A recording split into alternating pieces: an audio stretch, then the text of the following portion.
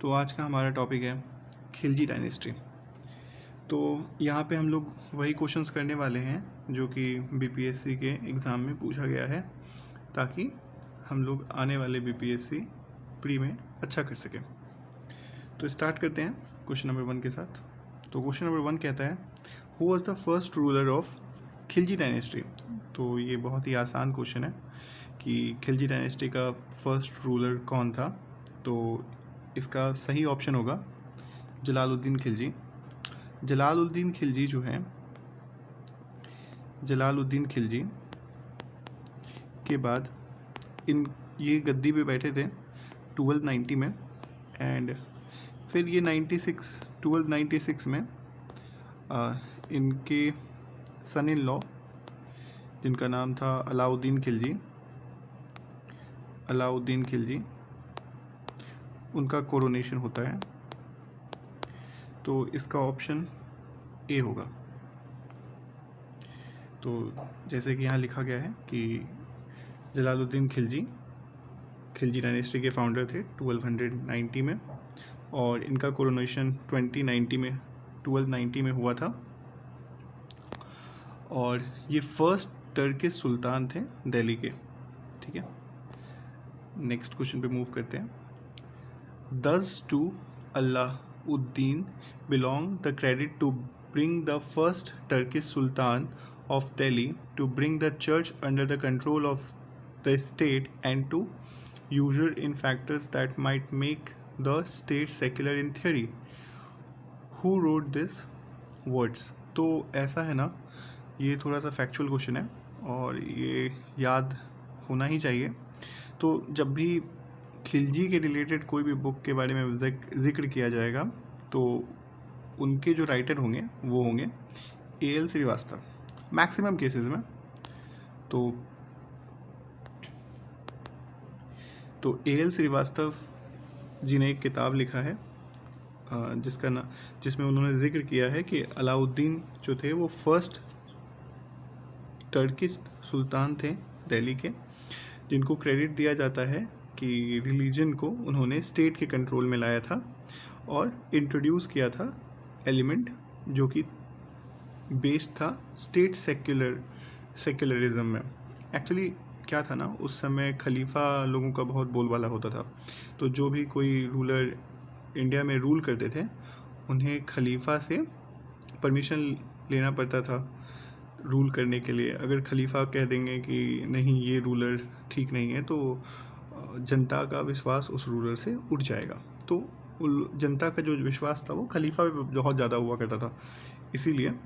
But Alauddin Khilji और इनके अलावा जो मोहम्मद बिन तुगलक हैं और बलबन हैं, इन्होंने अपना जो स्टेट है वो सेक्युलर रखना ज़्यादा पसंद किया था।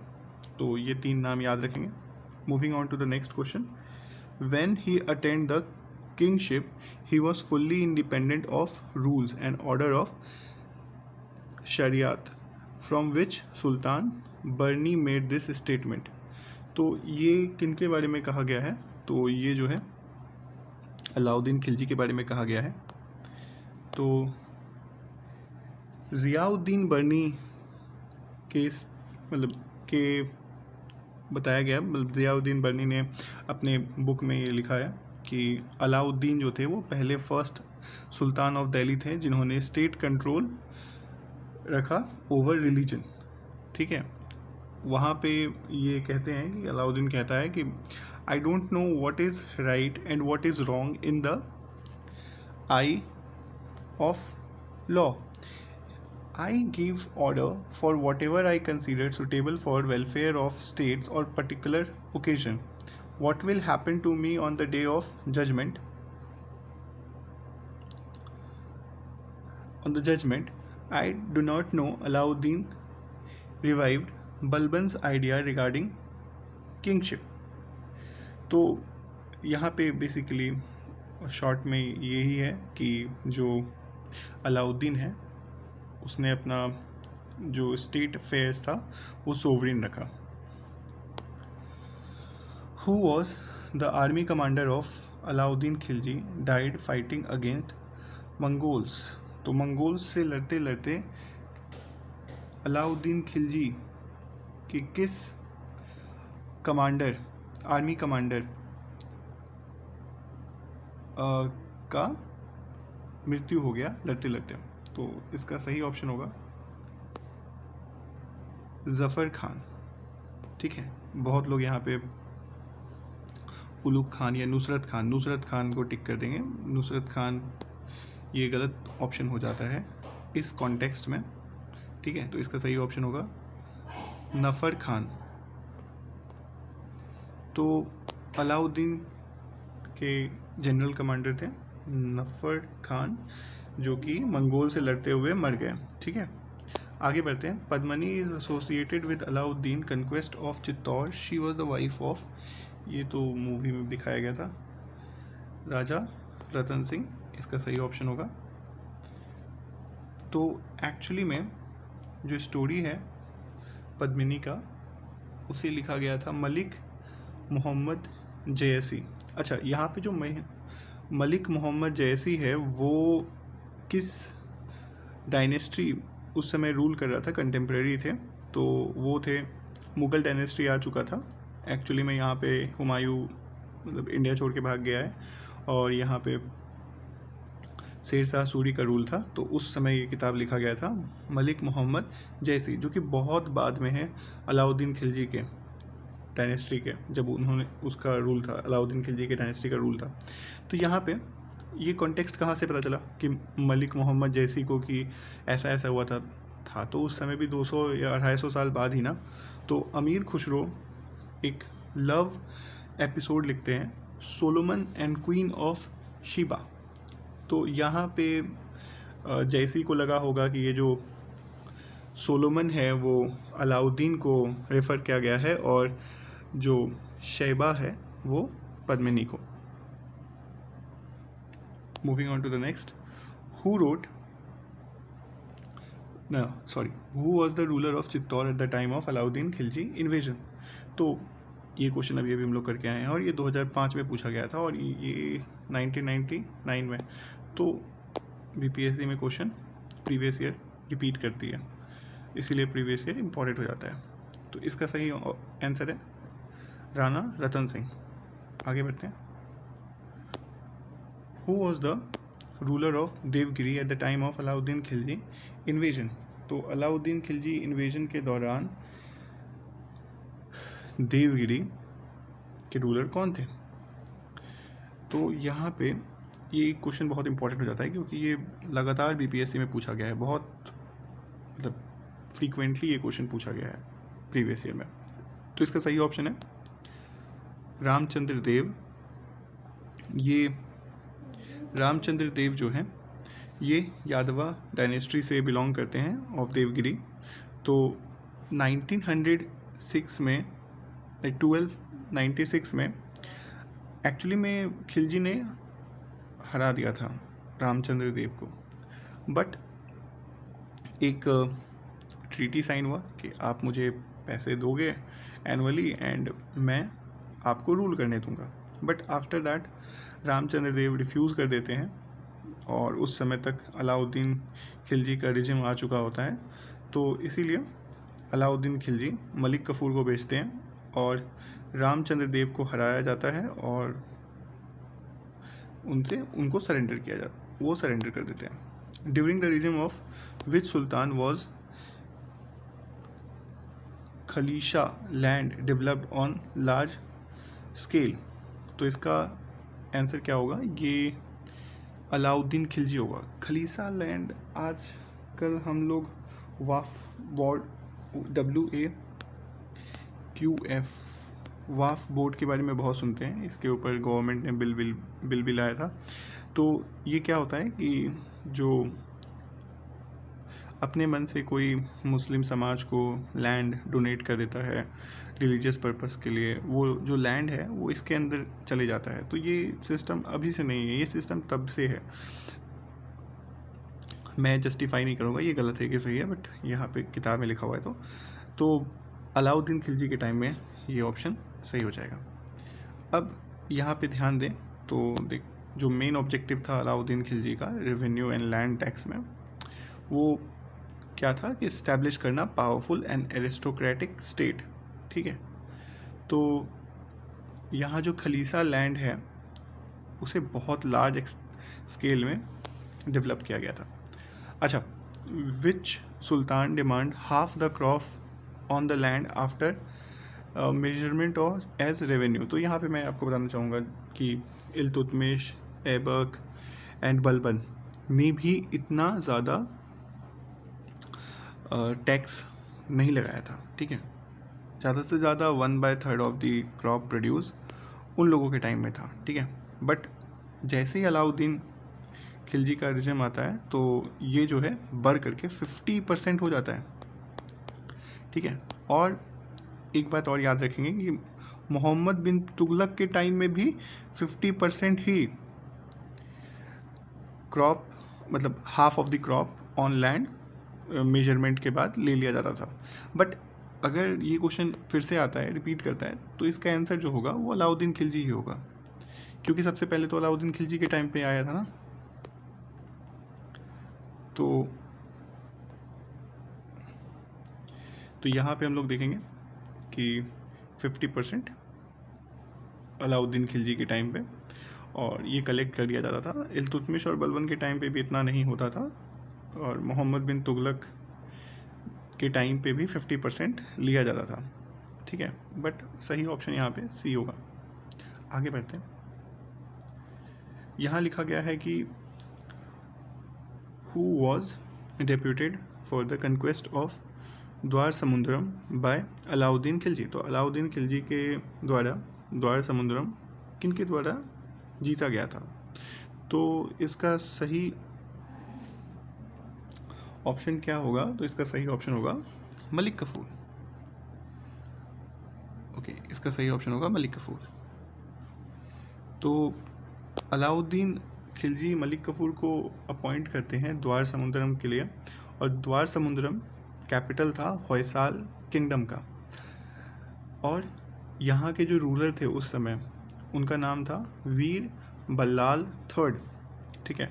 तो मलिक कफूर यहाँ पे जीतते हैं, और ये एक पार्ट था, मोस्ट इम्पॉर्टेंट पार्ट था साउथ इंडिया एक्सपीडिशन के, जो कि अलाउद्दीन खिलजी के द्वारा स्टार्ट किया गया था, और मलिक कफूर को भेजा जाता था जीतने के लिए। अब आते हैं निज़ामुद्दीन औलिया रिफ्यूज़ टू मीट विच सुल्तान। तो यहाँ पे गलती होने के चांसेस हैं, क्योंकि हम लोग जानते हैं कि हाँ, अलाउद्दीन खिलजी बहुत इंपॉर्टेंट रूलर हैं, तो मोस्ट ऑफ द स्टूडेंट्स को टिक मार देंगे। बट जिन्होंने ठीक से पढ़ा है वो यहाँ पे गियासुद्दीन तुगलक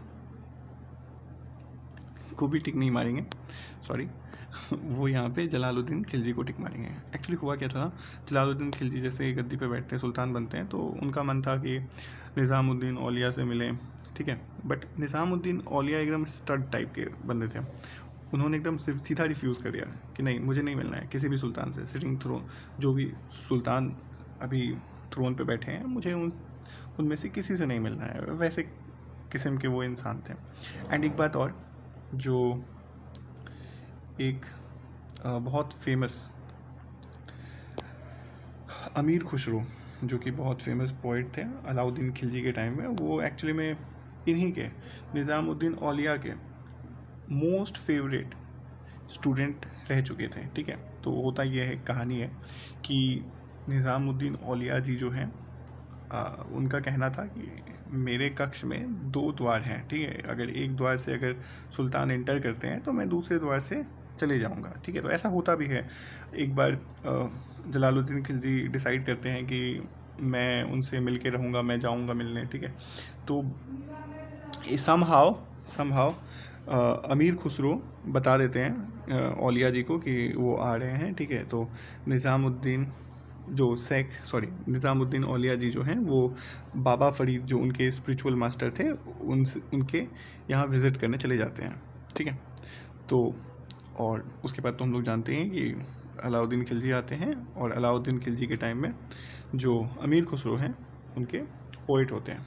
तूते हिंद का टाइटल दिया था अलाउद्दीन खिलजी ने अमीर खुसरो को। Who started the public distribution system in the सल्तनत पीरियड। ठीक है। तो सल्तनत पीरियड में पब्लिक डिस्ट्रीब्यूशन सिस्टम, अच्छा ये जो पब्लिक डिस्ट्रीब्यूशन सिस्टम है जो आज भी बहुत फेमस है, ठीक है। सो ये सब जो था, और उस समय अपने सोल्जर्स को पेमेंट कैश में देना, ठीक है।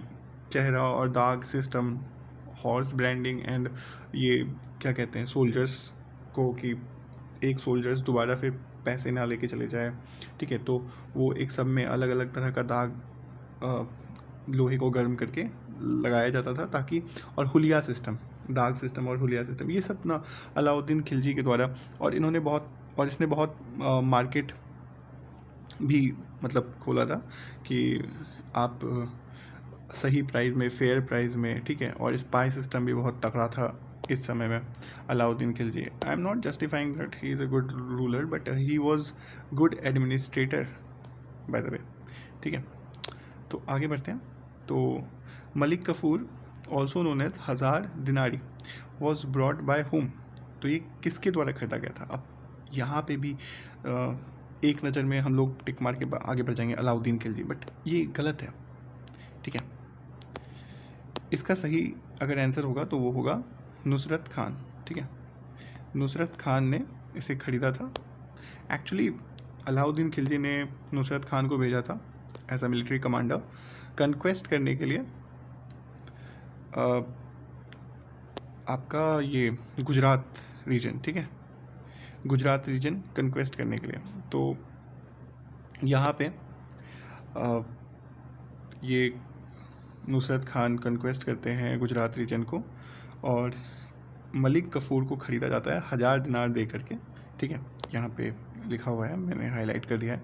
और खिलजी जो है बाद में बिकॉज ऑफ हिज लॉयल्टी ये मलिक कफूर को, जो अलाउद्दीन खिलजी हैं, वो अपना कमांडर बना लेते हैं, और बहुत लॉयल कमांडर टाइप्स की बहुत विश्वास करते हैं इसके ऊपर, और बाद में इसे भेजा जाता है साउथ एक्सपीडिशंस के लिए, ठीक है। और आगे हम लोग बढ़ते हैं, आगे who among the following opposed the power of the khalifa. तो यहाँ पे कौन ऐसा था जो कि खलीफा के पावर को चैलेंज करता है, ठीक है।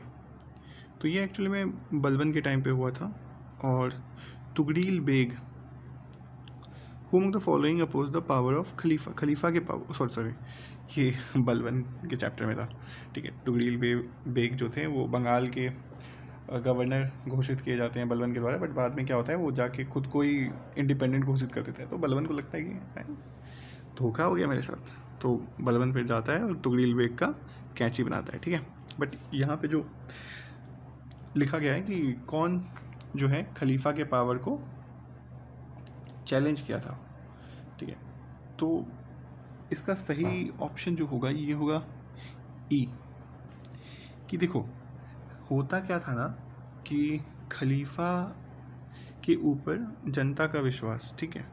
अगर खलीफा कह दें कि ये सुल्तान जो है मेरे लाइक का नहीं है, मेरे पसंद का नहीं है, तो जनता का विश्वास उससे हट जाएगा, ठीक है। और at the end of the day power तो जनता के हाथ में ही है। अगर सारा जनता एक जगह जुट हो जाए और फिर अपने रूलर को हटाना चाहे तो वो हटा सकता है, चाहे रूलर के पास कितना भी स्ट्रॉन्ग आर्मी हो क्यों। तो कोई भी खलीफा के पावर को चैलेंज नहीं कर सकता था, जबकि वो लोग नहीं चाहते थे कि खलीफा इंटरफेयर करे उनके स्टेट मैटर में, ठीक है। तो यहाँ पे सारे के सारे हम लोग देखेंगे अलाउद्दीन खिलजी जो था, मोहम्मद बिन तुगलक जो था, ये लोग सोवरेन स्टेट रखा रैदर देन रिलीजियस स्टेट के लिए, रिलीजियस स्टेट रखने के जगह पे सोवरेन रखा, सोवरेन। बट इन्होंने कभी ये नहीं कहा कि खलीफा कोई मायने नहीं लगता है, मैं खलीफा हूँ, ठीक है, ऐसा कोई नहीं। सिर्फ एक ही ऐसा था जो कि ऐसा कहा था, तो उसका नाम था मुबारक खिलजी, ठीक है। मुबारक खिलजी सिर्फ ऐसा था जो खुद को खलीफा मान लिया, उसके अलावा किसी ने भी खलीफा के पावर को चैलेंज नहीं किया, ठीक है। तो यहाँ पे हमारा ख़त्म होता है और हम लोग नेक्स्ट स्टार्ट करेंगे तुगलक डायनेस्टी। अगर आपको ये कंटिन्यूसली चाहिए क्योंकि इसमें एफर्ट लगता है, तो आप लाइक सब्सक्राइब कीजिए और ताकि मुझे भी अच्छा लगे और मैं भी ऐसे कंटेंट बनाते रहूं। ठीक है, थैंक यू।